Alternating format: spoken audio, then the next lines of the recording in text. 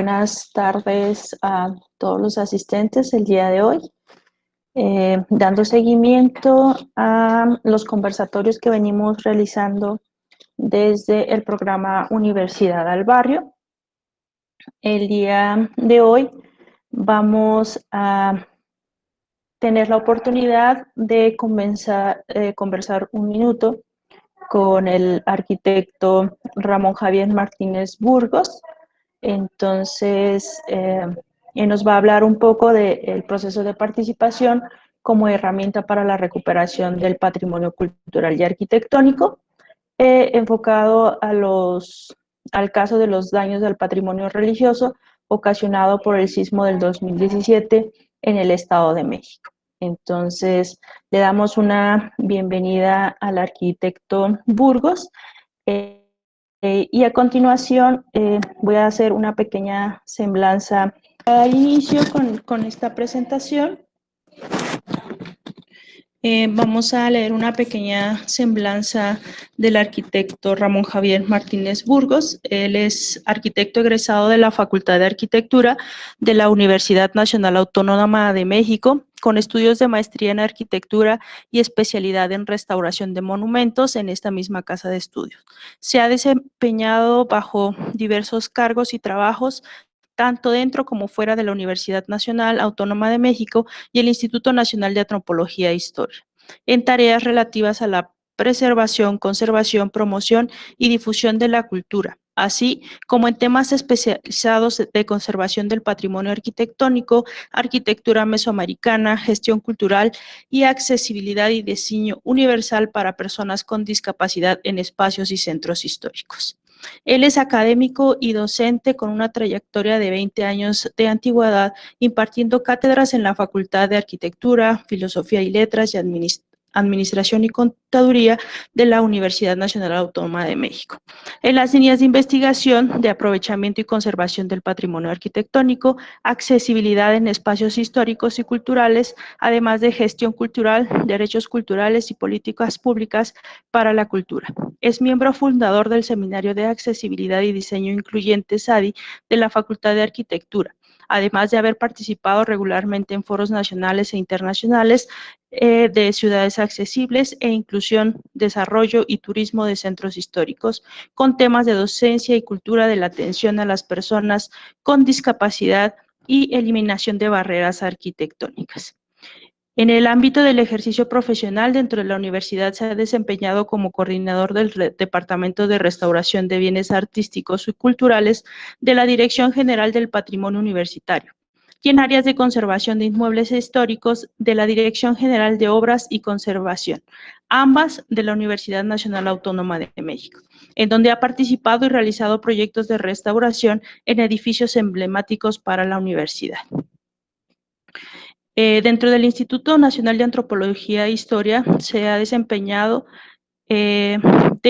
como jefe del Departamento de Monumentos Históricos y Restauración de Bienes Muebles del Centro INAH del Estado de México, cuyo departamento tiene a su cargo 125 municipios con un poco más de 5,200 monumentos catalogados, 120 centros históricos, 11 pueblos mágicos y 3 sitios declarados Patrimonio de la Humanidad. Actualmente, el arquitecto Burgos se desempeña como perito especializado en la conservación del patrimonio histórico-cultural edificado del mismo Estado de México. Dentro del campo de la investigación, ha sido autor de diversos libros y artículos especializados en restauración de monumentos históricos y en tema de accesibilidad y proyectos de atención a personas con discapacidad. Ha impartido conferencias en diversas universidades de carácter nacional e internacional, en lugares como la ciudad de Monterrey, Oaxaca, Sinaloa, Aguascalientes, Michoacán, Morelos, Campeche y Yucatán, así como países como Guatemala, Colombia, Argentina, España e Italia. Entonces, le damos la más cordial bienvenida al arquitecto Javier Martínez Burgos. Arquitecto. Muchas gracias. Buenas noches a todos. Muchas gracias a la arquitecta Silvia Lara, y al seminario o proyecto de investigación, ¿no?, de Universidad al Barrio por la invitación. Por supuesto, me da mucho gusto estar con ustedes y tener la oportunidad de compartir pues un poco de lo que ha sido el trabajo de los últimos años, ¿no? Que con motivo de pues una serie de sismos ocasionados en el año de 2017, pues nos ha tenido bastante ocupados en el tema del resarcimiento de daños y recuperación, pues de un amplio espectro, ¿no? De inmuebles del patrimonio cultural que fueron dañados en su momento. Voy a tratar de ser pues lo más concreto posible, ¿no? Es una presentación que pues suele ser un poquito larga, sin embargo voy a tratar de aterrizar pues lo más importante con el objeto, por supuesto, de compartir esta experiencia y pues poder tener un intercambio con todos ustedes. Sin más ni más, voy a empezar con hablar un poquito de generalidades y esto como un marco de referencia sobre el tema del patrimonio cultural en México, ¿no? Y que de ahí nos pueda ir llevando y aterrizando poco a poco hacia el tema ya específico de la charla, del conversatorio en el que estamos aquí reunidos. Comenzaría diciéndoles que pues México es un país que cuenta con un vasto, ¿no? Catálogo de patrimonio cultural, eh, que evidentemente pues nos es una dicha, ¿no? Contar con toda esta serie de manifestaciones y muestras de este patrimonio, pero también nos es una preocupación porque evidentemente pues la cantidad y el volumen de este patrimonio pues requiere una gran cantidad, no solamente de recursos para su conservación, sí, recursos económicos, sino también, por supuesto, pues de un ejército, ¿no? De profesionistas o profesionales y disciplinas asociadas al tema del patrimonio cultural y su investigación para poder pues garantizar su preservación. Podemos decir que en México tenemos eh, unas muestras bastante interesantes de un patrimonio dividido en diversas categorías. Una de ellas, en cuanto a lo que refiere el patrimonio material, que es el patrimonio paleontológico y prehistórico, es muy interesante. Tenemos un yacimiento hacia el norte del país muy importante de restos fósiles de dinosaurios, ¿no? De animales prehistóricos, de megafauna, tanto del Jurásico como del Cretácico, que hoy ha permitido inclusive abrir pues lo que se ha determinado como un museo en sitio, ¿no? En el paisaje cultural, donde muchos de estos fósiles, en su propio contexto, algunos de ellos pues son huellas en la matriz de la piedra, de la roca madre, pues se pueden visitar a lo largo, por supuesto, de una cantidad o de una superficie muy importante. En este mismo sentido, a poco tiempo, ¿no? Hace menos de un año, teníamos la fortuna de realizar el hallazgo de un yacimiento también de restos óseos de animales del Pleistoceno, particularmente mamuts, en una zona lacustre en el centro del territorio, que hace un año pues, nos daba la oportunidad de reconocer un entorno en el que estos animales se desarrollaron y que, bueno, alrededor de entre 6 o 7 osamentas, pues nos llenaban de alegría por el conocimiento que esto podía suscitar o del cual se podía desprender con la investigación. Lo cierto es que a un año hoy ese hallazgo se ha convertido en una noticia muy importante, ¿no? Muy trascendente, dado que pasó de 7 u 8 osamentas a este momento con alrededor de 60 osamentas encontradas, ¿no? Lo cual pues nos habla de la actividad tan importante de que fue objeto parte de este territorio. Evidentemente pues tenemos restos y huellas de la ocupación del hombre prehistórico, ¿no? Tanto en pintura rupestre como abrigos rocosos que pues se ubican a lo largo de todo el territorio. En el tema arqueológico, lo que tiene que ver con las culturas mesoamericanas o genéricamente llamadas prehispánicas, también podemos decir que tenemos pues un universo bastante importante. Se estima, porque no se tiene el dato exacto, y todos los días casi les puedo decir que hay un nuevo hallazgo, se estima que hay alrededor de 200,000 sitios arqueológicos también a lo largo del territorio, ¿no? Y en el tema del patrimonio histórico, de la arquitectura determinada entre los siglos XVI y XIX, pues hablamos de alrededor de 500,000 monumentos. Y en la producción arquitectónica del siglo XX o de la época contemporánea, pues hablamos también de un universo bastante importante, algo así como de unos 100,000 monumentos. Tenemos, por supuesto, también un rico patrimonio inmaterial, compuesto principalmente por una serie de costumbres, tradiciones, ritos, gastronomía, danzas, bailes y demás pues una cantidad importante de grupos originarios a lo largo de todo el territorio, además, por supuesto, de eh, aspectos etnolingüísticos, ¿no? Que están presentes también en sus prácticas cotidianas. Y finalmente, pues igual, de igual manera en el territorio, un territorio bastante amplio, tenemos un rico patrimonio natural, formaciones geológicas que dan muestra del desarrollo de la Tierra, de su devenir histórico a lo largo de la propia formación y, por supuesto, una serie de reservas naturales o reservas de la biosfera también bastante importantes.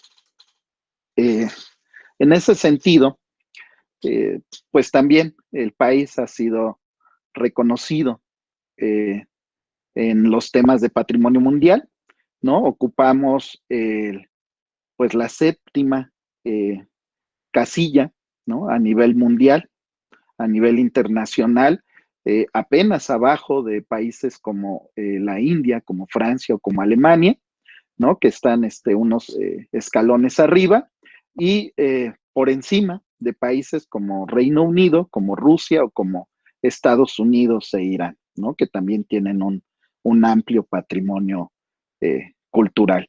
Y por supuesto, a nivel América, pues tenemos la distinción de ser de ocupar el primer lugar en estos reconocimientos con cerca de 35 sitios declarados Patrimonio de la Humanidad.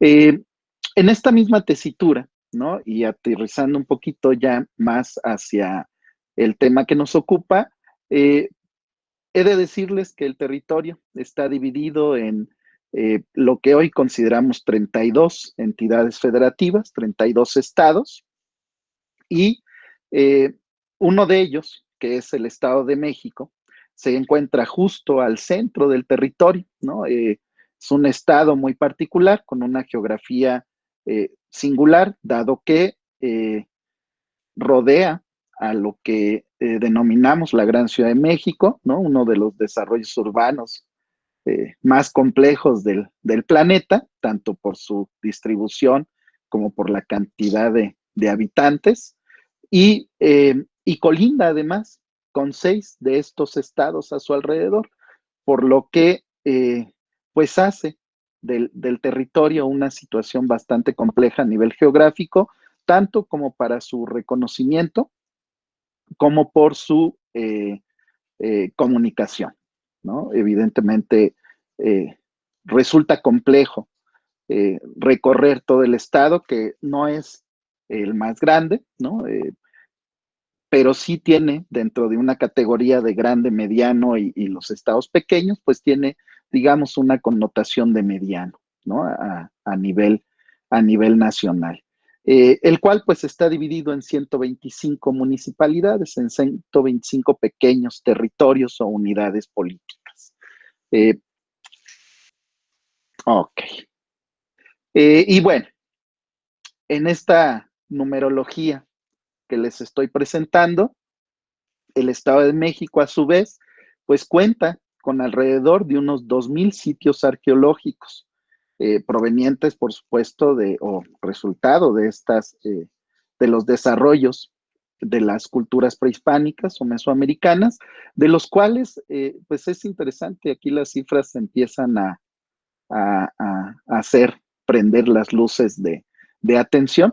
De esos 2,000 sitios, pues apenas 19 están abiertos al público, ¿no? Apenas 19 cuentan con una investigación lo suficientemente desarrollada como para poder conformar un proyecto de apertura al público que implica, por supuesto, una serie de servicios, entre ellos, pues los museos, ¿no? Las unidades de servicio y, por supuesto, vigilancias o personal de vigilancia, custodia y demás, ¿no? Solo 19. Y he de decirles que además de todo, uno de ellos es considerado Patrimonio de la Humanidad y yo diría, pues, de hecho, el más importante en México por su reconocimiento a nivel internacional, que es la ciudad arqueológica de Teotihuacán, ¿no? Por lo que hay una tarea importante en el Estado de México para poder garantizar pues la conservación, investigación y difusión de este rico patrimonio. He también de comentarles que este hallazgo de los mamuts que les comentaba se deriva de la construcción de un aeropuerto que estamos realizando en el país, justo también en el Estado de México. Y que bueno, este yacimiento de cerca de 60 osamentas de mamuts, junto por supuesto con otros restos óseos, entre ellos algunos humanos, del hombre prehistórico que convivió con estos animales, pues también se encuentra dentro de la demarcación del territorio del Estado de México. Y bueno, les decía, pues Teotihuacán resulta ser una de estas zonas arqueológicas reconocidas como Patrimonio de la Humanidad. Tenemos 7 en ese ranking, ¿no? En ese listado de 35 sitios de todo el país, 7 corresponden a zonas arqueológicas. El Estado de México también cuenta con otra declaratoria de Patrimonio Mundial, conocida en su categoría como itinerario cultural. Engloba parte de los caminos y algunas infraestructuras como son puentes y acueductos, así como, por supuesto, inmuebles religiosos y civiles correspondientes a los siglos XVI al XIX, que conformaron parte de lo que se ha denominado la Ruta de la Plata o el Camino Real de Tierra Adentro. Decirles que durante la ocupación española, durante el virreinato, la explotación del oro y la plata en la parte central del territorio y la zona norte fue bastante abundante, generó mucha riqueza y por supuesto se generaron también una serie de interconexiones, entre ellas rutas de tránsito de este mineral o de estos minerales para su exportación en su momento hacia Europa y otras partes de fuera del territorio. Y bueno, el Estado de México pues cuenta con parte de este segmento, de esos caminos, de esos pueblos que se generaron a partir de esa actividad y están reconocidos como patrimonio mundial. También dentro de esta declaratoria de patrimonio mundial tenemos una parte, porque lo compartimos con otros estados, con otros territorios, una parte de la declaratoria de la Reserva Natural de la biosfera de la mariposa monarca, ¿no? Bicho tan interesante que en sus rutas de migración atraviesa desde la parte norte de Canadá hasta México, en la parte casi central, donde pues tiene sus áreas de reproducción y que cada año pues conforma un espectáculo muy interesante justamente en esta temporada, en la temporada de otoño, en la que la mariposa migra, se reproduce y regresa en lo que para nosotros es el inicio de la primavera hacia el norte del continente. Y finalmente también, hace no muchos años, en 2015, hace 5 años, el Estado de México obtendría un cuarto reconocimiento como patrimonio mundial de un paisaje cultural que involucra, entre otras cosas, una obra de infraestructura singular, que es un acueducto atribuido a un fraile, al fraile o padre, ¿no? Francisco Tembleque, que pues tiene la singularidad de tener pues prácticamente el 80% de sus elementos en un muy buen estado de conservación, y hablamos de poco más de 16 kilómetros de extensión, y que eh, entre otras cosas, pues tiene un área en la que atraviesa una hondonada o barranca en la que se desarrolla una de las arcadas que pueden ver ahí en la imagen central, espero la puedan distinguir, en la imagen central inferior, una de las arcadas más importantes de este tipo de obras hidráulicas, ¿no? Tanto por su altura como por su longitud. Y bueno, eh, perdón, estar a dos pantallas luego no es tan fácil. En el tema del llamado patrimonio histórico, de los monumentos históricos, arquitectónicos, el Estado de México cuenta con 5,200 monumentos en un listado que denominamos el Catálogo Nacional de Monumentos Históricos, en donde pues todavía hay un universo que no se ha contabilizado, así que no es una cifra absoluta. Si bien tiene pues sus bajas, invariablemente en algún momento se han demolido algunos de estos inmuebles a lo largo del tiempo.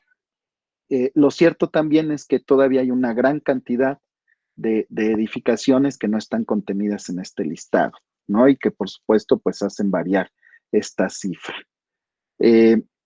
Asimismo, de los 125 municipios o territorios, unidades políticas que tiene el Estado de México, en 117 de estos 125 se tienen configurados lo que denominamos un centro histórico fundacional, ¿no? No nada más el sistema de calles y arquitectura, sino también de espacios públicos, áreas verdes, por supuesto también algunas obras de infraestructura, entre ellos sistemas hidráulicos y puentes, que conforman parte de estos elementos que constituyen una serie de valores culturales que nos es interesante y por supuesto importante conservar.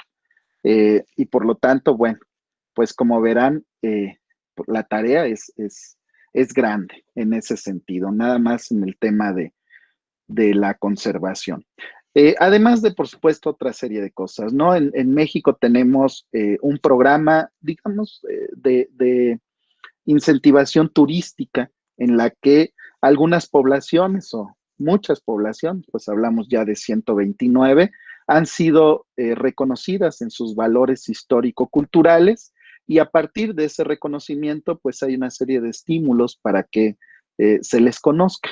Se favorece, por supuesto, la generación de servicios turísticos, y hablo pues de hospedaje, comida, artesanías y demás, y se estimula, por supuesto, el desarrollo de las comunidades.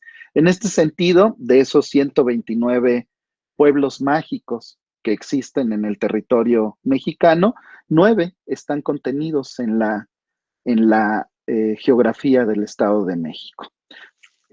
Y no nada más eso, ¿no? Además de estos 9 territorios, de estos 9, perdón, denominaciones, de estos 9 pueblos mágicos, existe un programa local eh, particular del gobierno del Estado de México, que se le llama o se le ha denominado pueblos con encanto, que es, digamos, como un apéndice particular o un apéndice local que el Estado de México en este caso ha desarrollado para también dotar de un estímulo a aquellas poblaciones que no cumplen los estándares de la denominación de pueblo mágico, que es un programa del gobierno federal, y que y bueno, pues entran en esta otra categoría, digamos un poco menor, pero al final con la misma intención e infraestructura de servicio turístico. En este sentido, pues hay 24 poblaciones decretadas en el Estado de México como pueblos con encanto.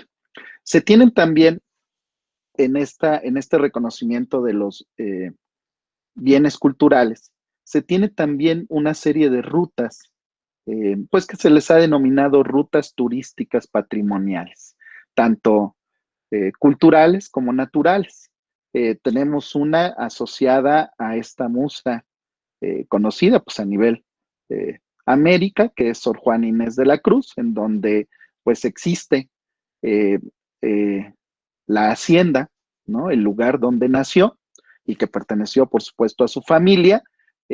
Existe un museo muy importante dedicado a ella en esa zona, en esa población, y a la cual se adosan una serie de elementos, sobre todo arquitectónicos y naturales, que constituyen pues parte de una serie de relaciones asociados a la vida de esta mujer, ¿no? De esta personaje denominado Sor Juana Inés de la Cruz.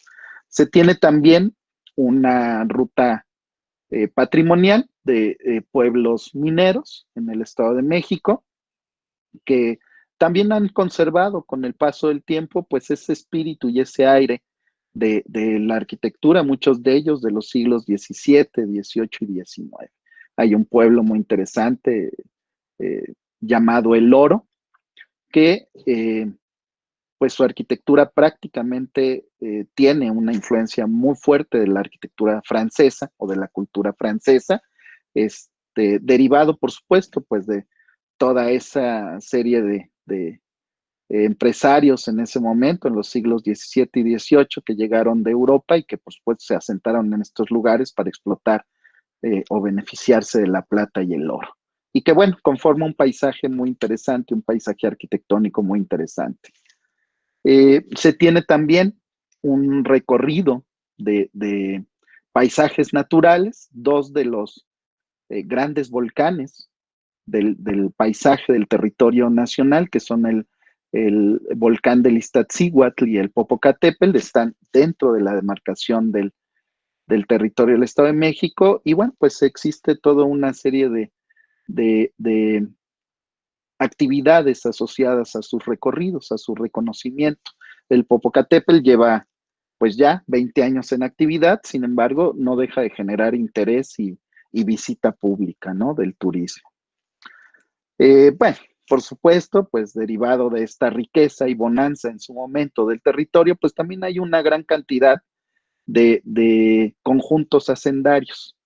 También la mayoría de ellos construidos entre los siglos XVI al XIX y que pues conforman un mosaico de estas haciendas, algunas de ellas dedicadas a la agricultura, otras a la ganadería, otras fueron dedicadas a la minería, ¿no? Y que bueno, a lo largo de todo el territorio, pues es un mosaico muy interesante.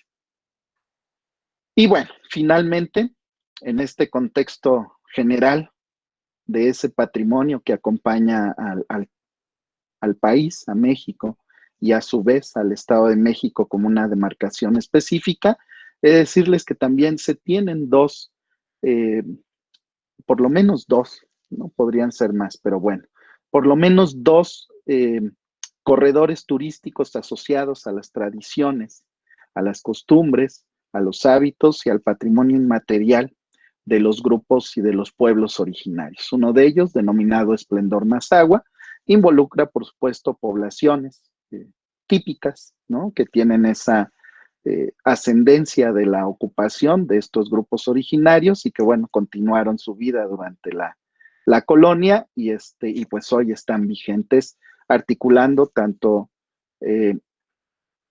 pues el mundo moderno y sus complejidades con muchas de las tradiciones y, y hábitos de los grupos originarios, de los grupos mesoamericanos o prehispánicos. El otro es el que se denomina corredor de la herencia otomí. Tanto los grupos mazahuas y otomís ocuparon durante la época prehispánica gran parte del territorio y, por supuesto, sus herederos, sus generaciones y descendientes, pues siguen estando ahí presentes, ¿no? Intercambiando o articulándose e interactuando con el mundo moderno. Y bueno, digamos, ese es el contexto general, de un patrimonio que existe, ¿no?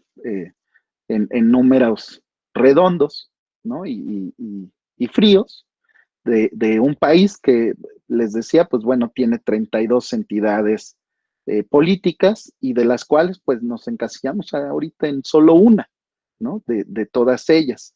Y que bueno, pues como pues en todo el planeta, ¿no?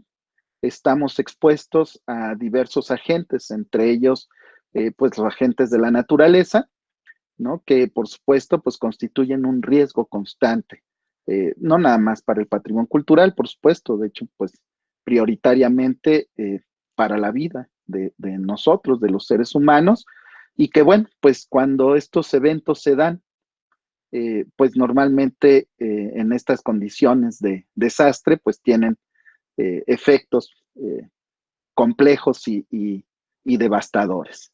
En el caso de México, he de decirles pues que estamos en una zona, pues de hecho, al igual que ustedes, en una zona de alta sismicidad, ¿no? Compartimos por ahí estas fallas eh, transoceánicas, ¿no? Que van a lo largo de todo el Pacífico y que recorren pues desde las costas del sur de México hasta la parte baja de Sudamérica y que bueno, pues cada que se sacuden y se mueven, pues nos generan problemas bastante importantes. En 2017 tuvimos dos eventos, un año pues atípico para nosotros y devastador, dado que el 7 de septiembre del 2017 en las costas de Chiapas, en la parte baja particularmente, en a ver si puedo utilizar, sí, en la parte baja, aquí, en las costas de Chiapas, muy cerquita de una población denominada Pijijiapan, tendría verificativo un sismo de 8.2 grados en la escala de Richter. Una intensidad bastante fuerte, ¿no? Si tomamos en cuenta que la escala tiene 10 grados como número máximo, y que bueno, pues fue de 8.2 y que afectó de forma muy importante a algunos de estos territorios cercanos al lugar del epicentro. Y que si bien pues el daño no había sido tan extenso en términos de superficie, sí había afectado una gran cantidad en volumen de inmuebles, ¿no? De monumentos históricos, de monumentos artísticos, en por lo menos tres territorios cercanos al epicentro. El estado de Chiapas, el estado de Oaxaca y el estado de Guerrero. Todos ellos costeros y unidos prácticamente en la franja del litoral del Océano Pacífico. Y pues 11 días después, 12 días después de ese fatídico 7 de septiembre, cuando todavía ni siquiera teníamos, en el caso del patrimonio cultural, un balance eh, ya aterrizado de los daños y la gravedad de los mismos, pues vendría otro sismo en la zona centro del territorio, un sismo denominado intraplaca, ¿no? Esto quiere decir que es a una profundidad muy importante de las placas tectónicas de la placa continental, ¿no? Del territorio, de tierra firme, y que no sería tan intenso como el del 7 de septiembre, estaría rondando los 7 grados de intensidad, 7.1 grados.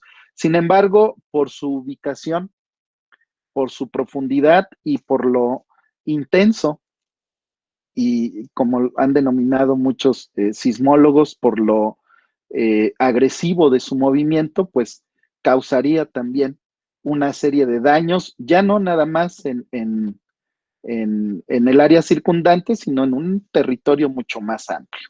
11 estados o 11 unidades territoriales de México terminaron con afectaciones importantes derivadas de ese sismo del 19 de septiembre, además, por supuesto, de las que se le sumaban de los días anteriores, del día 7 de septiembre.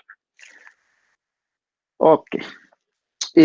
He de decirles, muchachos, que el balance, colegas, que el balance general, pues fue grave, ¿no? Nada más en números de patrimonio cultural en dos categorías, religioso y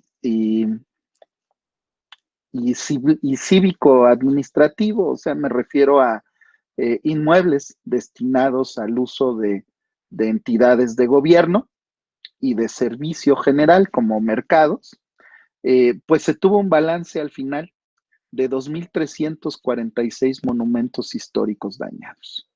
Es una cifra enorme, ¿no? Si pensamos en el puro número, pero que a la vez se quedó muy corta si tomamos en cuenta que pues solamente se inventariaron pues aquellos inmuebles cuya digamos, significado, ¿no? Por su uso y por su historia, por su antigüedad, pues tenían un peso importante dentro de las comunidades afectadas. ¿A qué me refiero con esto? Pues que prácticamente la arquitectura doméstica en sus diferentes escalas, desde la arquitectura vernácula o rural hasta pues la arquitectura doméstica urbana, ¿no? Hablando de los centros históricos y mucha de ella, por supuesto, de muy alta calidad, pues no fue censada, no fue inventariada, por lo que la cifra es pues bastante mayor a estos 2.346 monumentos determinados o enlistados en esos daños. En el caso del Estado de México, pues hubo, eh, digamos, hubo un daño intermedio, no fue el territorio con mayor daño, el epicentro del sismo fue relativamente cerca, si alcanzan a ver el puntero, fue en este sector, en la zona suroriente del territorio. En esa parte colindamos con dos estados, con el estado de Hidalgo y con el estado de Puebla. El sismo fue, perdón, con tres estados, el estado de Hidalgo, el estado de Morelos y el estado de Puebla. El sismo fue en el estado de Puebla, muy cerquita de esta puntita, por lo que pues hubo mucho daño, pero no tanto en el Estado de México porque las cadenas montañosas y particularmente esta cadena de volcanes que veíamos en las imágenes, el volcán Popocatépetl y el volcán Iztaccíhuatl, rodean justamente este sector y el sismo se dio detrás de esa cadena montañosa. Por lo que, si bien la afectación fue importante, no tanto, a pesar de que el epicentro fue muy cercano. En cambio, Puebla, como unidad territorial, pues tuvo un daño enorme. Hablamos de cerca de 700 inmuebles dañados. Estados como Oaxaca, que está también muy cercano, que fue de los que tuvo una afectación importante con el primer sismo. Con este segundo, pues incrementó su cifra, también alrededor de unos 700 inmuebles. Y bueno, de ahí hacia abajo, pues aparecen territorios como el del Estado de México, ¿no? Con 279, eh, de los cuales pues hubo además 141 bienes muebles entre esculturas, pinturas, retablos, mobiliario dentro de los templos afectados y todo ello englobado en 74 municipios, en 74 unidades políticas. De los cuales, ¿no? En su categorización en su momento, pues se determinó en esta escala de daño grave, daño medio y daño menor, se determinó, o más bien se logró ubicar de estos 279 inmuebles registrados, 92 de ellos con un daño menor, 135 con un daño intermedio, ¿no? Correspondiente al 48%, y 52 inmuebles con daño grave, correspondiente al 33% de ese universo de 279 inmuebles. Y bueno, ¿qué se tuvo que hacer pues, para poder atender en su momento la emergencia? ¿Qué se tuvo que hacer para eh, generar los mecanismos tanto de atención como de seguimiento y en temas operativos y administrativos, pues generar también los recursos humanos, los recursos materiales, los recursos económicos necesarios para poder atender toda esta situación. Por supuesto, en un árbol, ¿no? En una estructura de árbol, donde pues hablamos del gobierno federal, que a su vez fue eh, en escalada, ¿no? Eh, eh, dándole las herramientas, los recursos y los mecanismos, ¿no? Desde el gobierno federal hasta los gobiernos estatales, pues se tuvo que hacer de todas formas una estrategia necesaria y bien organizada para poder atender el daño, poder atender a las poblaciones en el entendido de que el patrimonio cultural pues no es prácticamente nada si no es a través del conocimiento y del reconocimiento de la sociedad sobre ese patrimonio. Perdón. Para esto, el Instituto Nacional de Antropología e Historia, que es la institución encargada hasta cierto punto y digo hasta cierto punto porque hay varias instituciones y dependencias, pero está a nivel del gobierno federal de la protección, conservación y difusión del patrimonio cultural de México, tiene oficinas o representaciones en cada uno de estos estados del territorio. Lo que se denomina Centro INA, Estado de México, o INA, Estado de México, pues es una de estas pequeñas unidades o de estas pequeñas representaciones de la institución a nivel estatal. En este caso, el Instituto Nacional de Antropología e Historia del Estado de México y el equipo de trabajo que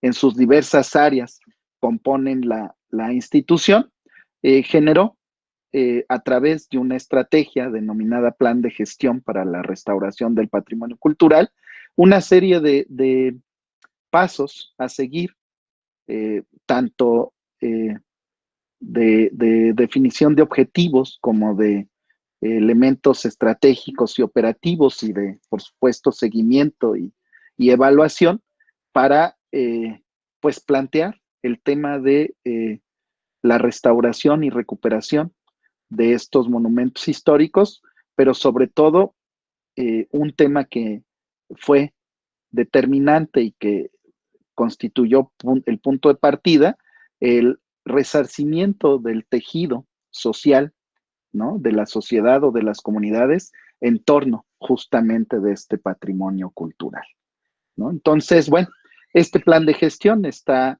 subdividido en 7 unidades, ¿no? De las cuales pues hablaremos muy rápidamente de algunas de ellas. Es un documento bastante extenso y por supuesto a 3 años de esto, pues la información pues es también bastante abundante. Constituido por la introducción, la definición de objetivos y alcances, el análisis de la situación, la propuesta del modelo de gestión, el esquema de operación, las estrategias y lo que se denominó programas auxiliares. Y bueno, esto pues no me detengo mucho, ya lo comentamos. El 19 de septiembre del 2017 se reporta un sismo a las 13 horas con 14 minutos de magnitud 7.1 grados, con epicentro en los límites de los estados de Puebla y Morelos, apenas a 120 kilómetros de la Ciudad de México, ¿no? Y para nosotros, en el Estado de México, apenas a 40 kilómetros del territorio estatal, que por supuesto causó una serie de daños en toda la infraestructura y en los bienes materiales de muchísimas personas, ¿no? Para esto, pues bueno,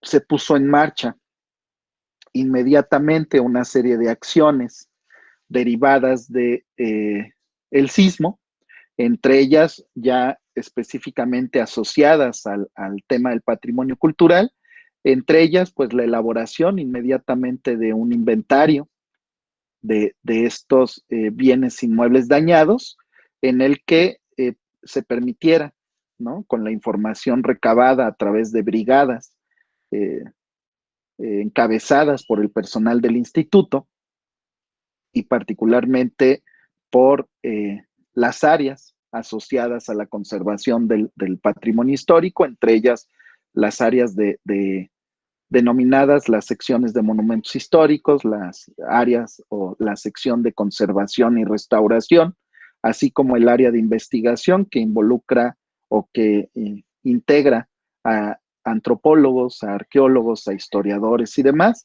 Una serie de brigadas pues que recorrieron, en este caso, el Estado de México para poder hacer estos levantamientos y determinar pues las acciones que habría que tomar de forma inmediata, ¿no? Estos son algunos ejemplos de imágenes prácticamente del momento del sismo, ¿no? O de días después del sismo, ¿no? En las que, pues bueno, se puede ver la magnitud de los daños en estos inmuebles históricos. Hubo, por supuesto, desde pues pequeñas grietas y fisuras en aplanados, en muros que no eran precisamente estructurales, hasta pues daños mayores, colapsos parciales y totales de elementos arquitectónicos, ¿no? Fachadas, cúpulas, bóvedas, torres, campanario. Por supuesto, algunos inmuebles civiles, ¿no? Palacios municipales, mercados, también pues tuvieron las mismas afectaciones. Algunas de ellas sumamente complejas, ¿no? Eh, como experiencia puedo comentarles que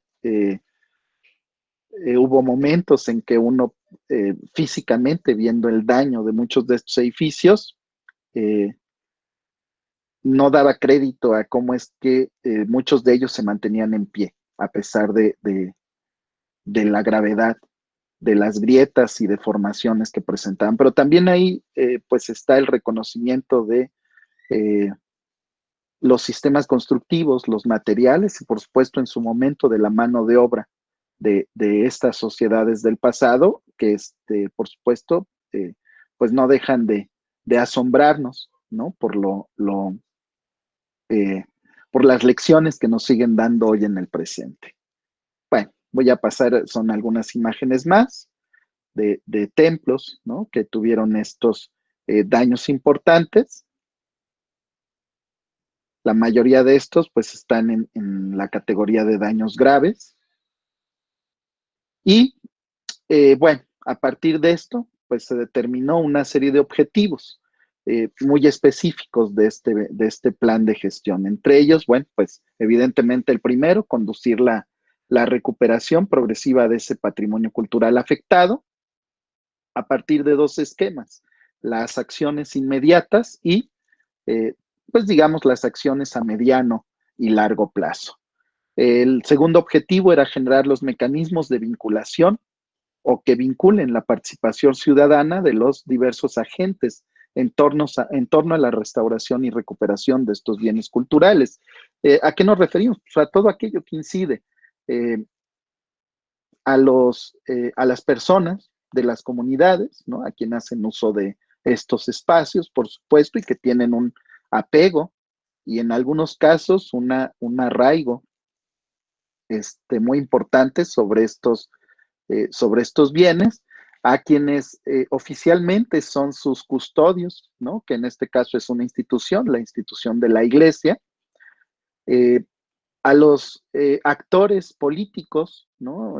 Los gobiernos locales y sus unidades, por supuesto, departamentales, las áreas de obras públicas, de desarrollo urbano y todas aquellas que inciden, por supuesto, en un inmueble de estas características y, por supuesto, pues a todos aquellos que a lo mejor como colaterales, y me refiero a filántropos y a entidades beneficio cultural o de beneficencia cultural, pues pudiesen estar alrededor de la recuperación de estos bienes.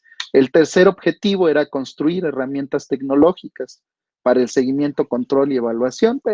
Esto, pues, bueno, tendría que ver con, o tiene que ver con establecer a través de herramientas como es hoy la georreferencia, la sistematización de la información, formando catálogos, registros bien determinados y un archivo de digital bastante importante o bastante bien estructurado, pues permitiera también tener una serie de plataformas e informaciones que pudiesen en algún momento, no nada más en el corto plazo consultarse, sino evidentemente formar un acervo para el futuro. Y finalmente, el cuarto objetivo, pues asegurar la permanencia de los bienes culturales, eso sin lugar a dudas, y generar la oportunidad para acrecentar los valores culturales. Este reconocimiento que a veces pues se pierde con el paso del tiempo, con el paso de las generaciones, ¿no? También es un gran acierto el haber determinado como punto objetivo el buscar que después de una afectación de estas características hubiese no nada más una recuperación material del bien cultural, sino buscar que se incrementara la percepción del símbolo y significado de estos bienes con la comunidad o con las comunidades a su alrededor. Eh, por supuesto, el análisis de la información fue determinante.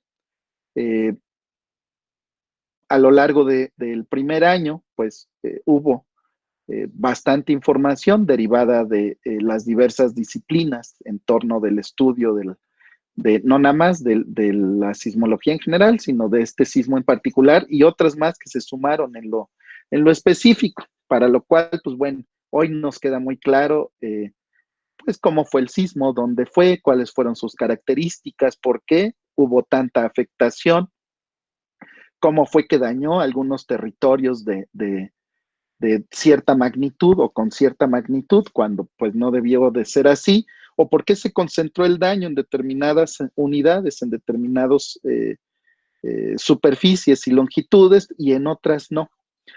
Hoy pues eso ya lo tenemos clarísimo, en su momento pues fue importante allegarse de toda la información que en su momento surgió o estaba surgiendo para poder también aterrizarla a lo específico del territorio del Estado de México y correlacionarla con sus particularidades, porque pues si bien el temblor afectó a 11 estados, a 11 unidades federativas, lo cierto es que en todos lados hubo particularidades o especificidades propias de los materiales, su geografía, por supuesto, los hábitos y costumbres, ¿no? Y las condiciones de los bienes culturales. Esto fue muy importante.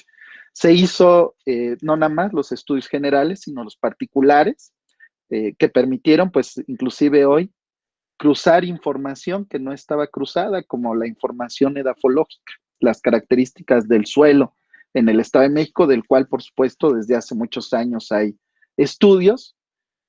Sin embargo, nunca se habían cruzado con información derivada del patrimonio cultural, ubicación de estos bienes y tal, y ahora además con un tercer componente, el llamado patrón de daños y sus características.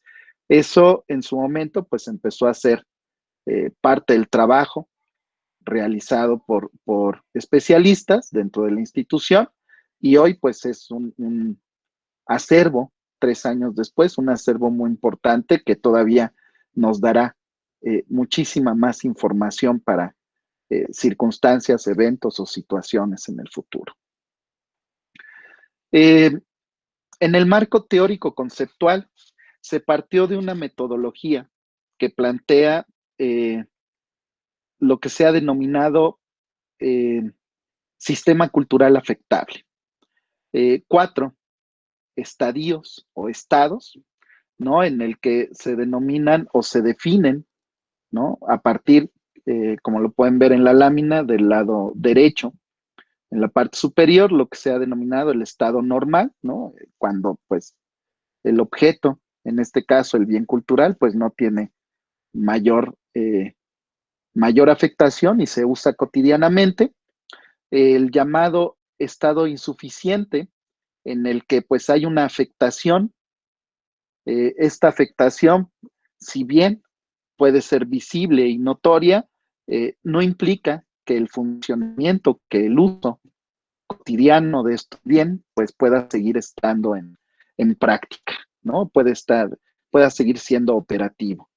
El llamado estado de desastre, que es ese estadio o ese momento en el que el bien, el objeto o la unidad de estudio, pues tiene una serie de afectaciones que impiden su utilización o que ponen en riesgo su permanencia.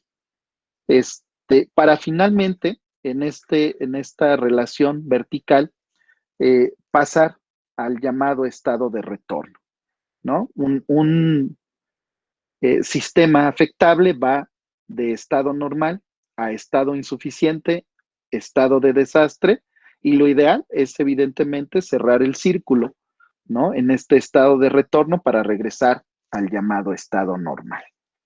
Este fue el marco teórico sobre el que se trabajó, se homologó, por decirlo de alguna manera, o se analogó el daño de los inmuebles, primero pues en sus condiciones normales y luego en su cadenita, al momento en que se convirtió en un estado insuficiente, pasó a ser un estado de desastre y evidentemente de ahí el punto de partida para determinar las acciones y estrategias para regresar en el estado de retorno, regresar al estado normal.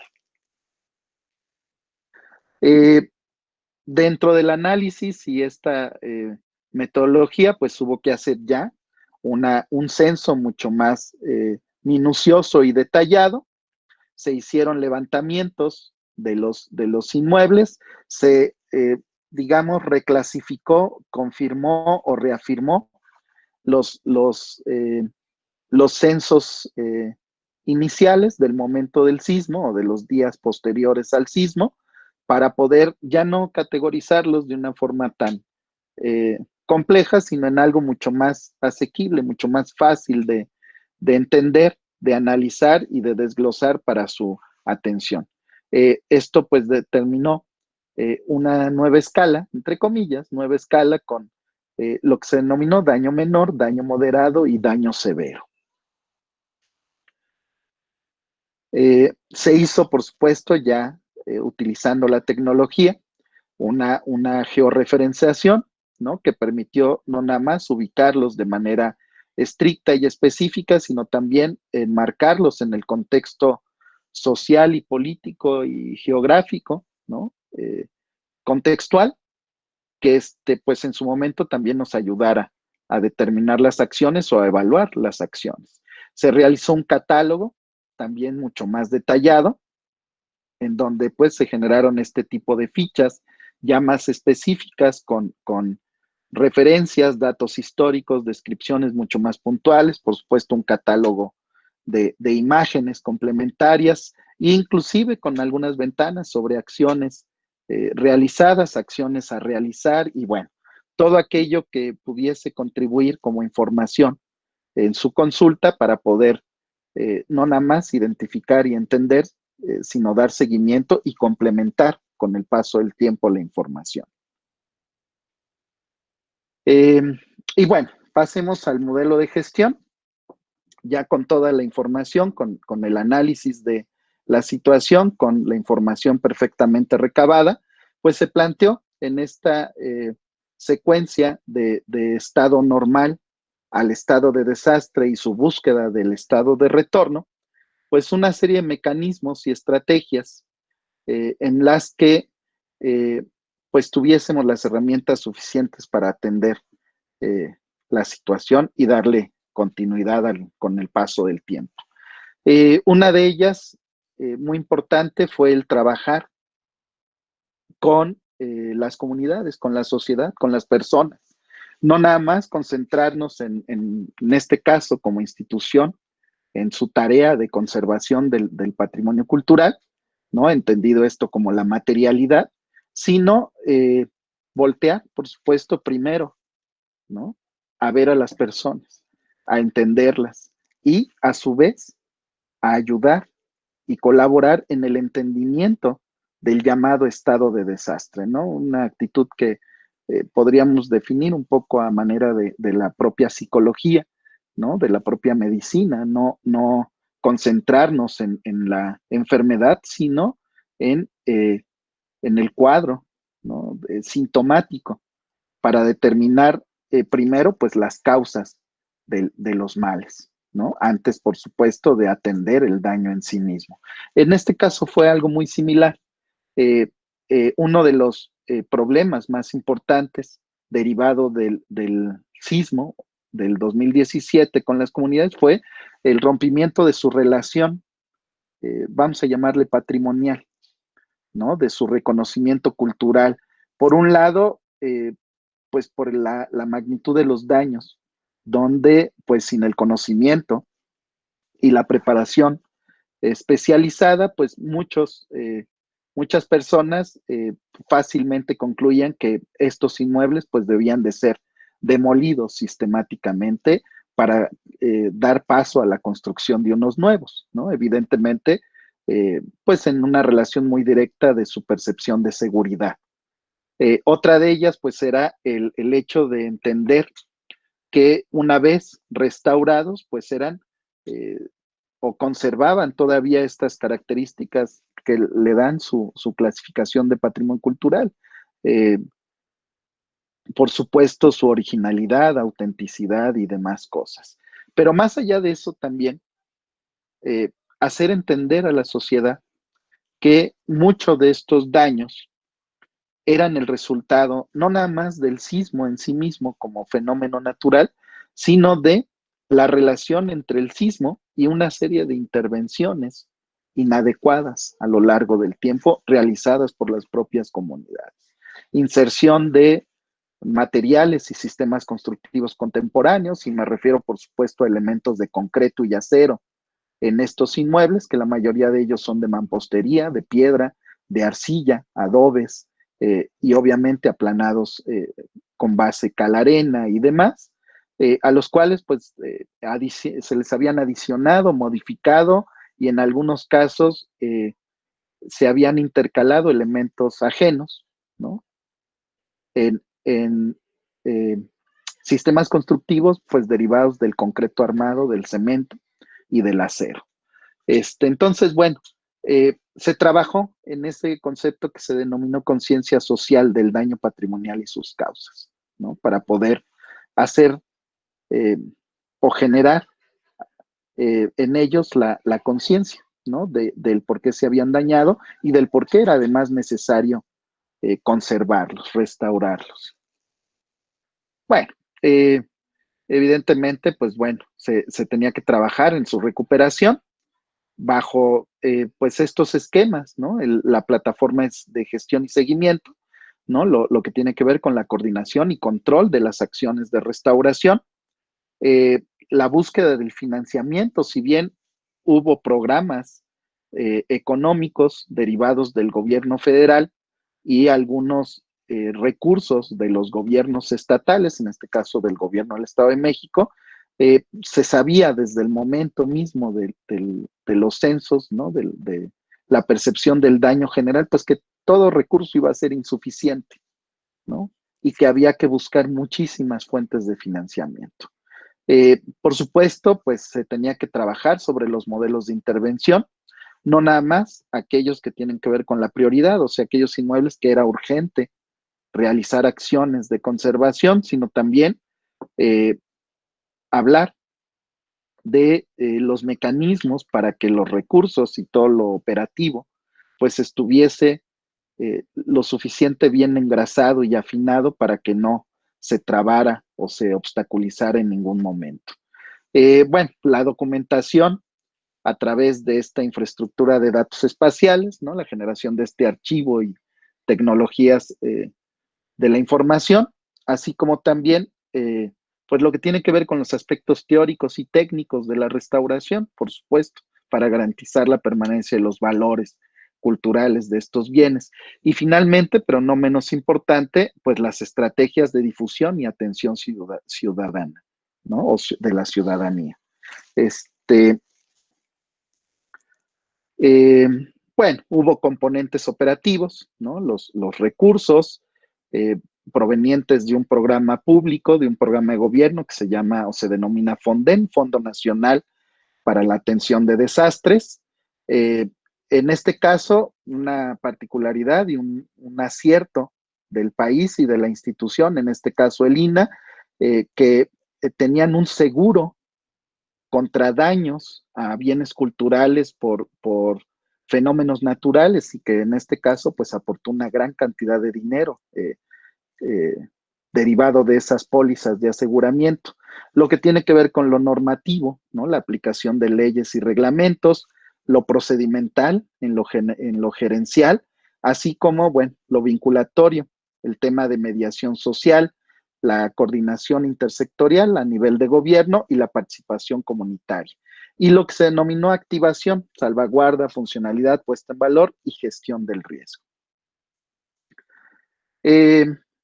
Los esquemas operativos en particular, pues se concentraron en esto, lo que se denominó programas acción auxiliares, uno de ellos denominado INA en acción, difusión, información y sensibilización, revitalización patrimonial, publicaciones, exposiciones y talleres, que son tareas de divulgación.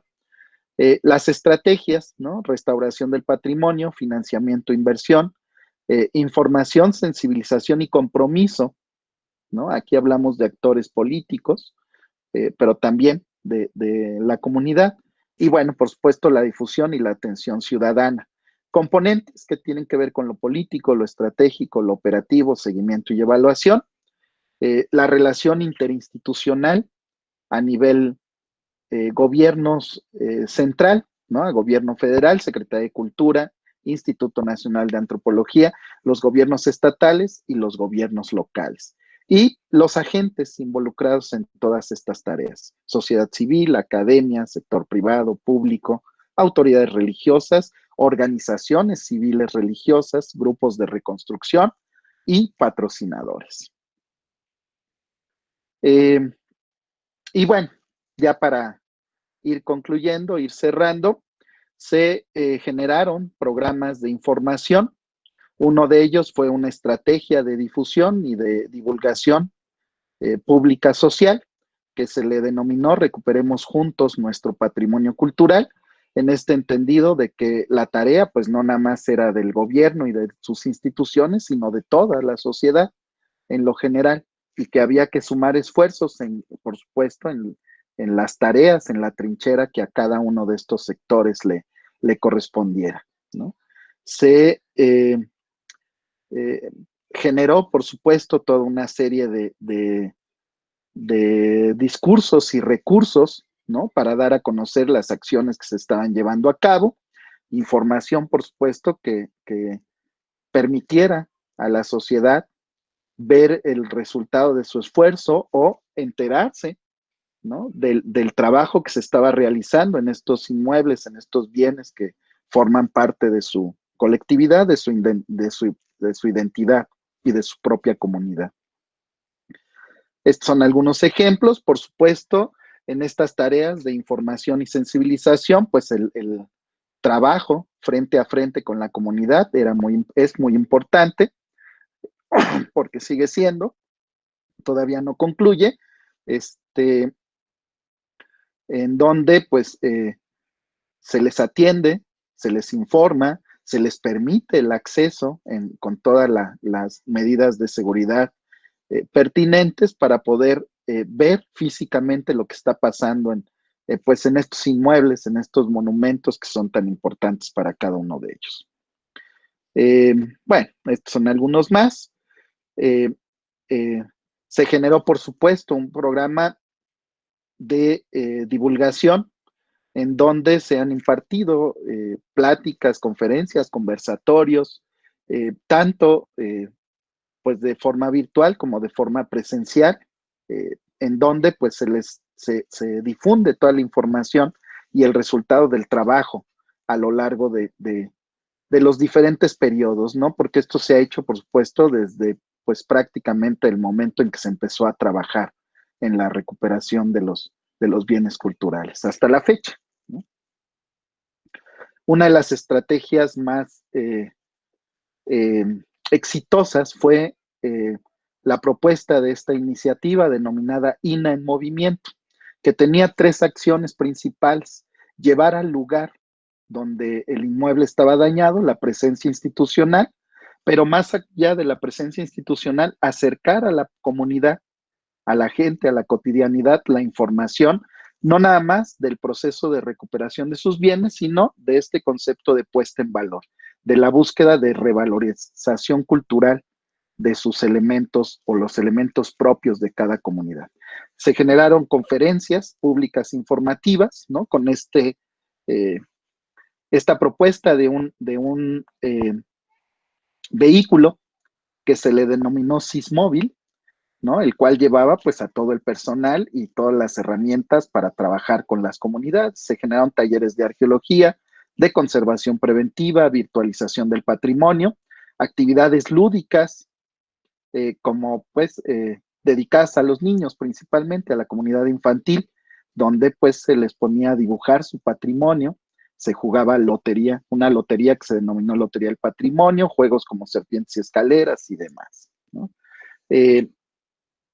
Esa era la propuesta gráfica, el resultado final fue este.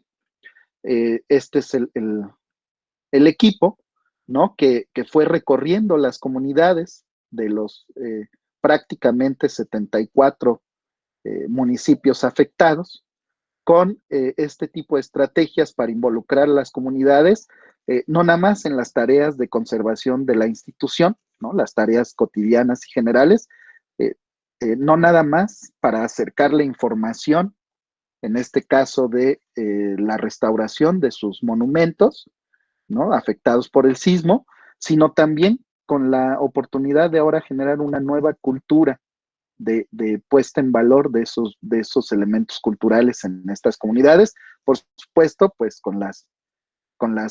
partiendo con las comunidades infantiles y sin dejar de lado a los sectores o al resto de los sectores de la población. Entre ellas, inclusive las de gobierno, ¿no? Que a veces también hay que sensibilizar en estas tareas que se tienen de la conservación del patrimonio. En la activación patrimonial, pues bueno, se involucró a la comunidad de diferentes formas. Una de ellas, pues fue con información constante, recorridos dentro de las obras, ¿no? Lo que se denominó recorrido de obra comunitario, para informarles los avances, las complejidades, las decisiones y el trabajo físicamente, ¿no? El avance del trabajo físico que se realizaba en sus inmuebles. En algún momento se trabajó con un programa que se denominó supervisor comunitario, ¿no? Donde pues a quien tenía cierto conocimiento de la construcción, no forzosamente restauración, ¿no? Hablamos por supuesto del oficio de la construcción, pues dentro de la comunidad y por tanto pudiese haber tenido una voz importante dentro del grupo, se les asignó una tarea de supervisión, ¿no? Con sus respectivos límites, por supuesto, como visitadores, una especie de visitador o inspector externo, ¿no? Hubo o también se llevó a cabo una dinámica denominada consulta a los expertos, donde pues con motivo de los daños hubo visitas de expertos de muchos otros países, expertos por supuesto a nivel nacional que aprovechando el recorrido que hacían por diversos territorios, pues en algunos puntos logró hacerse una relación con el recorrido de estos expertos y las propias comunidades. Otra de las acciones importantes del programa de activación patrimonial fue la capacitación de la mano de obra y la contratación de la misma dentro de la comunidad, ¿no? Una obligación de las empresas y despachos para atender los daños ocasionados por los sismos fue, o más bien que una obligación, fue una condición, el que buscaran mano de obra local que pudiese entrar a un proceso de formación, ¿no? Capacitación sobre las técnicas, materiales y procedimientos de restauración a nivel, por supuesto, de oficio, a nivel artesanal, y evidentemente, pues en donde hubiese mano de obra calificada para la construcción, que se hiciera también uso de esta mano local para que tuviesen no nada más un beneficio económico, sino una participación muy estrecha con la restauración y recuperación de sus bienes culturales. Y bueno, algunas imágenes más de todo esto que se generó. El balance general, pues hoy prácticamente nos tiene en un 77% de esos 276 inmuebles, ¿no? 80% resta relativamente poco y pues el balance ha sido positivo. Algunas cosas negativas, ¿no?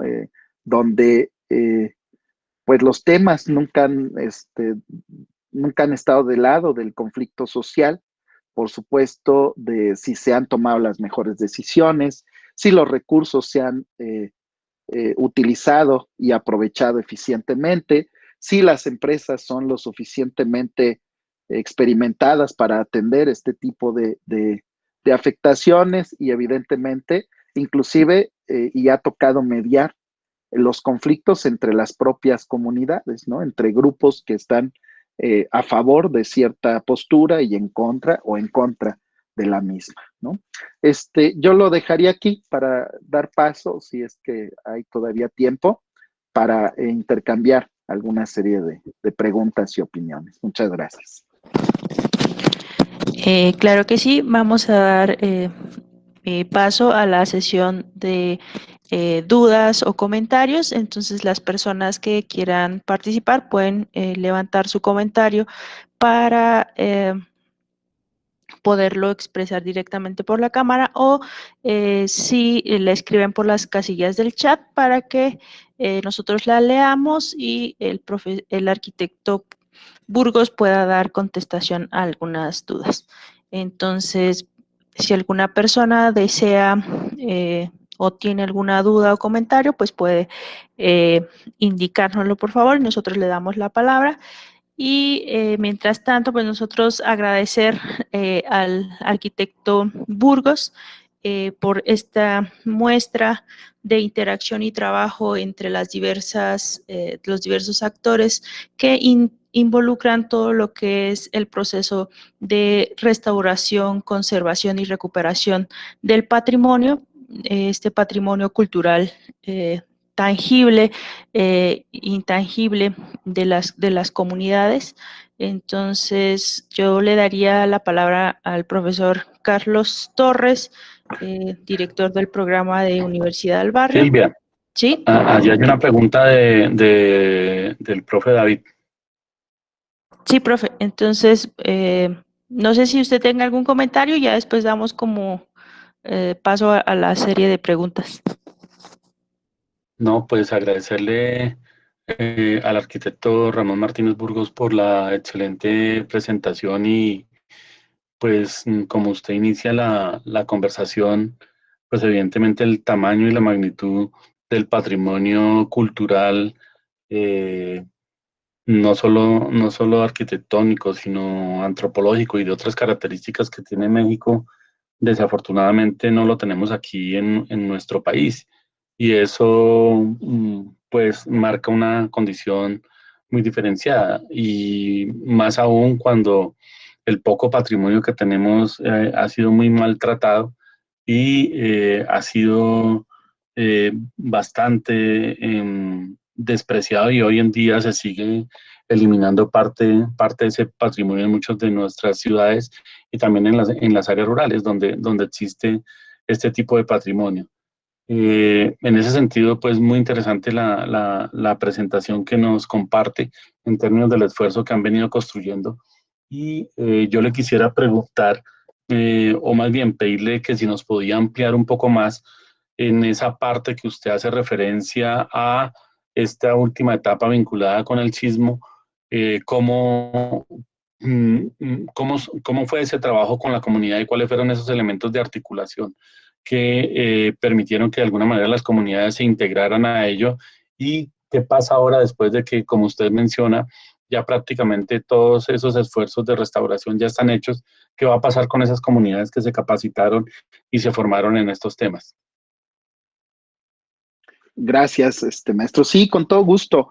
Eh, ¿Por dónde empiezo? Lo primerito fue, pues, mediar el conflicto social y dimensionarlo, porque eh, una vez que pasó o pasaron algunos días o un par de semanas del evento y que por supuesto, pues la gente, ¿no? Las comunidades empezaron a entrar en conciencia de la magnitud de los daños, de la importancia de estos y sobre todo de la afectación en estos inmuebles que pues constituyen parte de la vida cotidiana porque es la realidad, ¿no? Eh, el transcurrir del día, de la semana, pues gira en torno a las actividades que se generan en estos inmuebles religiosos. Eso lo entendimos pues rápidamente porque pues vino en una escalada por todos los estados afectados en el país, una escalada de preguntas y reclamos, ¿no? Primero preguntas, inquietudes y después reclamos ligados sobre el cómo se iban a atender, cuándo se iban a atender estos inmuebles, cómo se iban a recuperar, por supuesto, en el entendido de que pues son los espacios de vida de muchos de ellos, ¿no? Ahí realizan no nada más sus actividades religiosas, sino, insisto, pues ahí tiene verificativo la interrelación colectiva, ¿no? Los espacios públicos donde las sociedades pues coinciden para otras actividades, ¿no? Que son de socialización general. Entonces, pues en ese sentido, los primeros pasos fue empezar a identificar justamente a la par del tipo de daño, su gravedad, ¿no? O su escala de gravedad, también la gravedad del posible conflicto social generado por la comunidad y el apego con estos inmuebles. Para entonces, eh, una vez identificado y determinado y priorizado, poder también ahora reconocer a los actores principales dentro de esas comunidades. Muchas veces, pues, eran pues las personas mayores de una comunidad, por supuesto, con el reconocimiento de su experiencia y su edad, quienes llevaban la voz cantante de un grupo, entonces había que reconocerlos para poder trabajar inmediatamente con ellos. Otras veces fueron los mismos religiosos, los sacerdotes, hay que decirlo como es, ¿no? Quienes incentivaban a la población y no forzosamente o no, desafortunadamente por un camino positivo, ¿no? Pero pues eran actores importantes a los que había que inmediatamente integrar a la dinámica de recuperación con este proceso de sensibilización, conciencia del daño y tal, y luego pues en la carrerita de cómo le iban a entrar para recuperar el patrimonio. No hablamos de dinero ni de mano de obra ni nada, simple y sencillamente entrarle era pues dejar que las cosas caminaran, ¿no? Ya con eso era suficiente.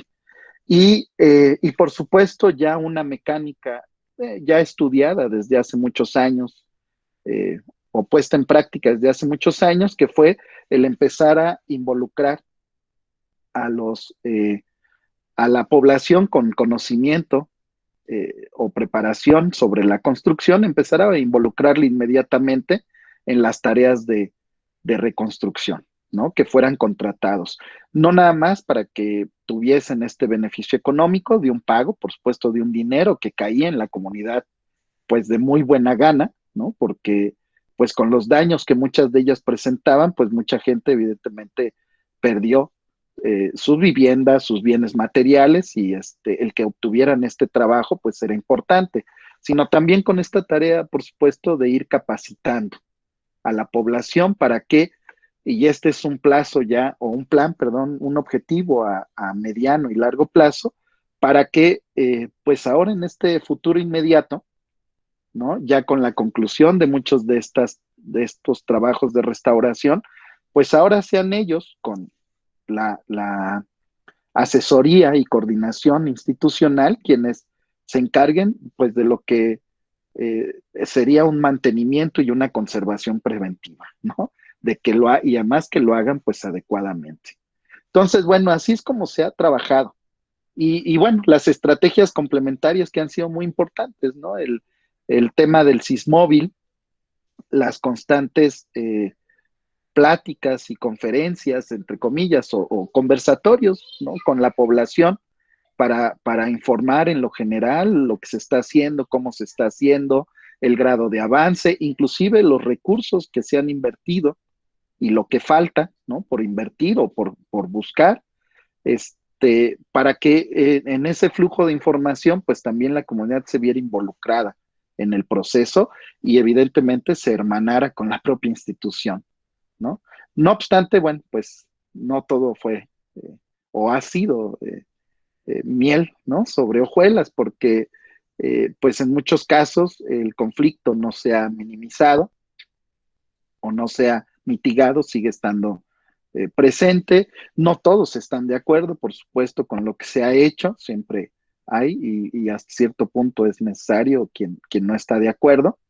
Y por supuesto también otra de las cosas muy importantes es el, el, la constante pregunta y el estar constantemente informándolos de pues la seguridad que van a presentar estos inmuebles en el futuro para su uso funcional y operativo, ¿no?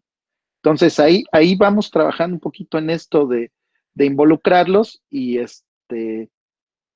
partir de estas relaciones ahora estrechadas con motivo del desastre y las acciones de restauración, pues ahora trabajar en un tema pues casi le diría yo de educación patrimonial, porque la realidad es que también hay que educar y se ha dejado de hacer, por lo menos en nuestro país desde hace ya muchos años, y el resultado pues es justamente que al no haber esa educación patrimonial, que es pues una guía para reconocer sus valores, que esté presente en las generaciones tanto mayores como menores, pues lo cierto es que eh, el, el, la pérdida de muchos bienes culturales pues tiene que ver con esta falta de reconocimiento.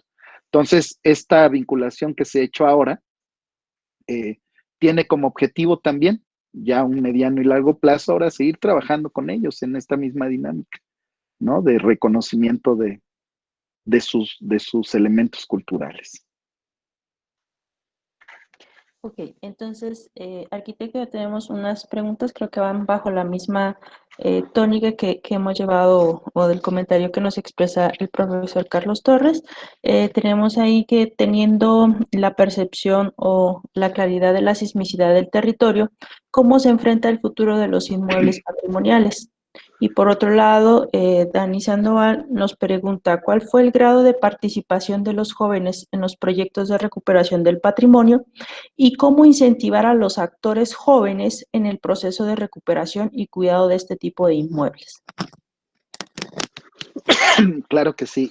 Bueno, por un lado, atendiendo el tema de la sismicidad, pues es todavía algo que se está, digamos, trabajando y dándole forma, ¿no? Porque eh, hay dos cosas que quedaron claros con este sismo y ahora sí, afortunadamente, con una buena información, documentación, investigación que se ha hecho a lo largo de estos 3 años.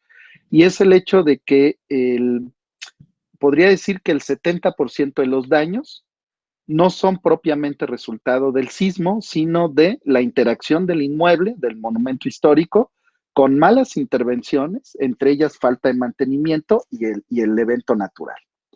Entonces, digamos que ese es un camino que se está trabajando todavía, porque pues a futuro garantizar que no vuelva a haber una afectación de estas dimensiones o de esta escala derivada de un sismo, pues tiene que ver con empezar a resarcir esas malas intervenciones y empezar a hacer trabajos de restauración que, eh, que reintegren, ¿no? O que regresen las características, digamos, homogéneas o homologadas de trabajo de los sistemas constructivos tradicionales.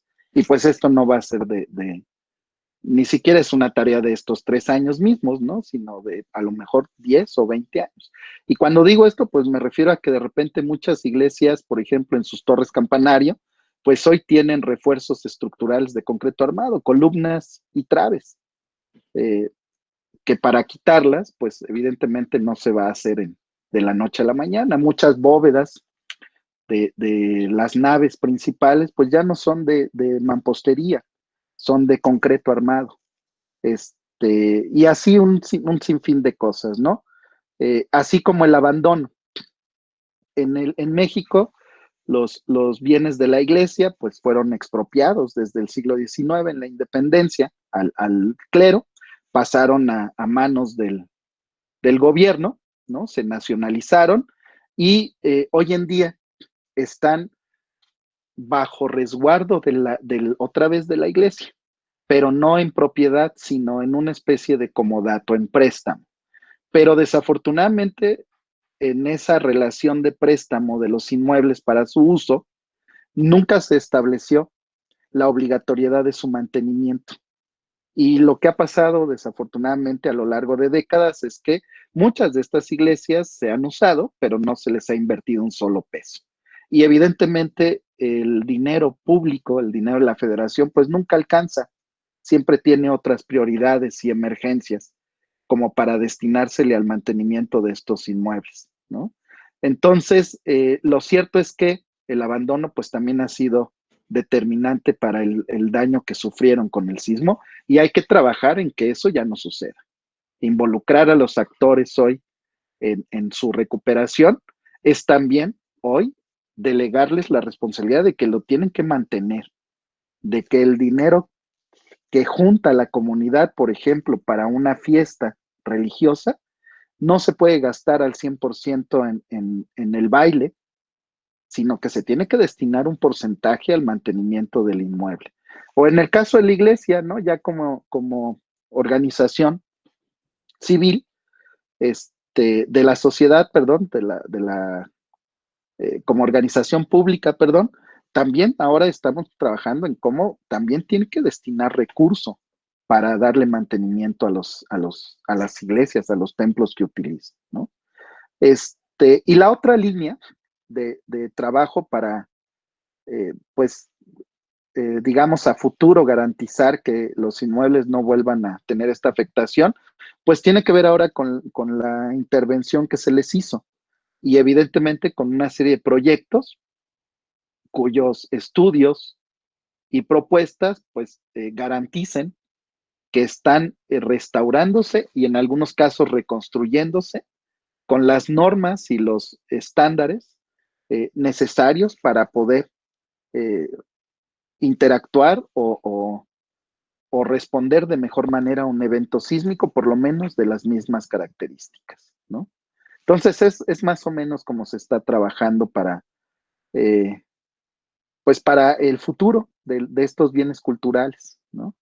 Y por lo que respecta al tema de eh, cómo se han involucrado los jóvenes, el tema de los jóvenes va en dos sentidos. Específicamente sobre el resarcimiento de los daños, bueno, pues evidentemente hay una población eh, que se está integrando digamos, al stock, ¿no? De personas que van a tener a través de esta capacitación el conocimiento técnico para la intervención de estos bienes culturales.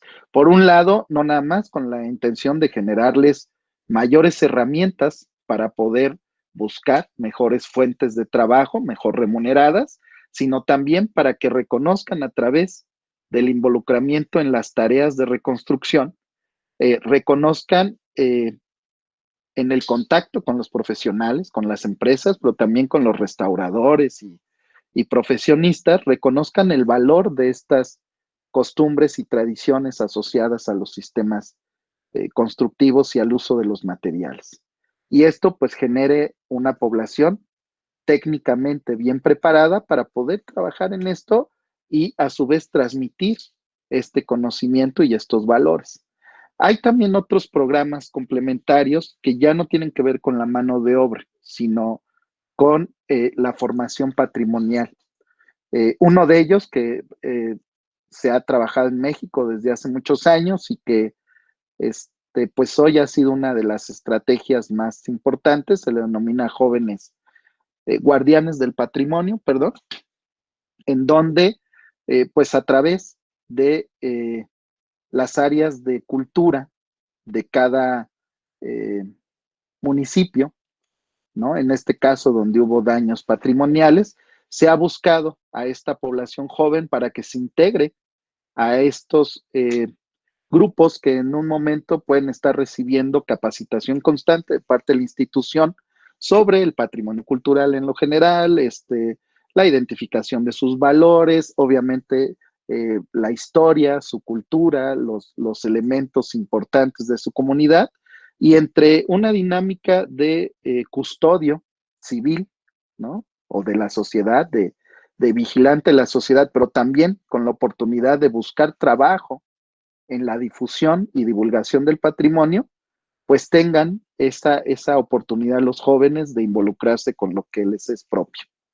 Entonces, estos son, digamos, los dos grandes escenarios en los que los jóvenes se ha tratado de involucrar con mayor peso, ¿no? Espero Ok, haber respondido. arquitecto. Ya para finalizar, tenemos el comentario de José Álvarez que nos dice: buenas noches, me parece que la dinámica de sensibilización por este medio móvil y la capacitación a trabajadores locales fue una estrategia muy acercada. Partiendo de esto, ¿cuáles fueron las dificultades que tuvieron al momento de promover la sensibilización y capacitación y cuál fue su solución? Ok. Eh, mm, digamos que la mayor dificultad se presentó en el caso de la sensibilización, con quienes, viendo el daño de los diferentes monumentos, pues invariablemente su percepción era ya de pérdida del bien. En este caso, del bien inmueble, no del bien cultural, porque habría que definir que, pues para muchas de estas personas, la iglesia, el templo como construcción, pues no tiene tanta importancia como la imagen o la escultura, ¿no? La imagen patronal dentro del templo. Por lo que, pues estando este cuadro, esta escultura en buen estado y en resguardo, pues el templo como que teniendo grietas y colapsos o derrumbes parciales, pues había mejor que demolerlo.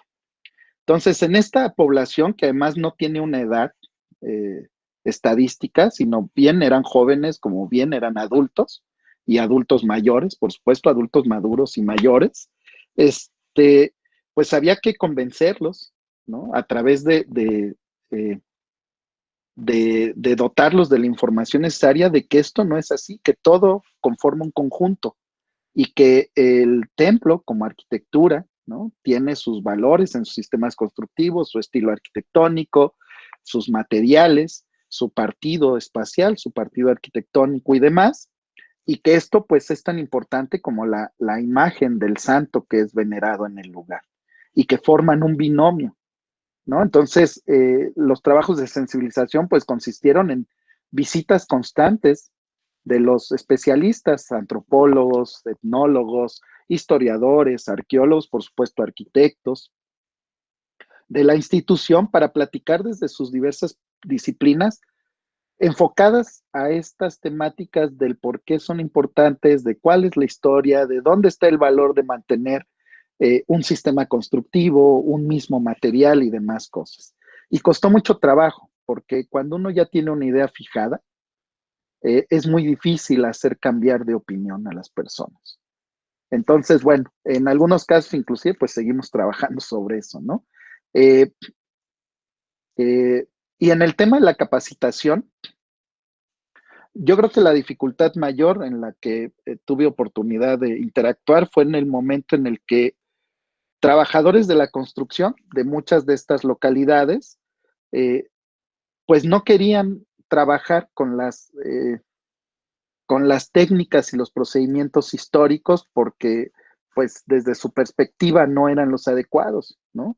Porque si se había caído un muro, para ellos, y este muro era de adobe, de tierra, de sillares de tierra, para ellos era mucho mejor reconstruirlo en tabique o en ladrillo contemporáneo, moderno, que envolverlo a hacer de tierra que ya había demostrado que había fallado. Y además, pues tenían el conocimiento, porque eran trabajadores de la construcción, de que esos materiales y sistemas constructivos eran mucho más duraderos, mucho más estables, mucho más resistentes.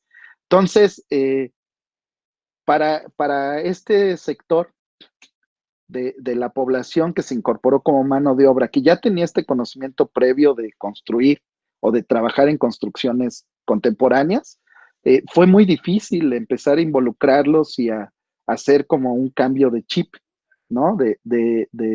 Pues de sus ideas, de sus experiencias, ahora con este nuevo conocimiento. Y además hacerlos entender que esto les generaba una plusvalía en su trabajo, en su experiencia y en la oportunidad de buscar mejores fuentes de trabajo, ¿no? En mejores condiciones, mejor pagadas.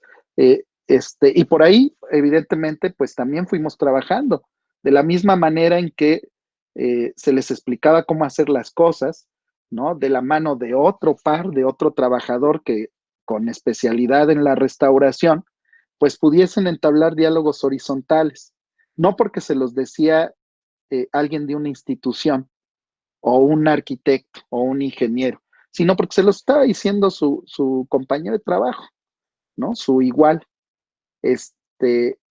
Y esto lo permitió permear, digamos, a veces la línea que es tan delgada, pero tan difícil de traspasar, ¿no? De las ideas ya fijadas de este sector de la población, ¿no?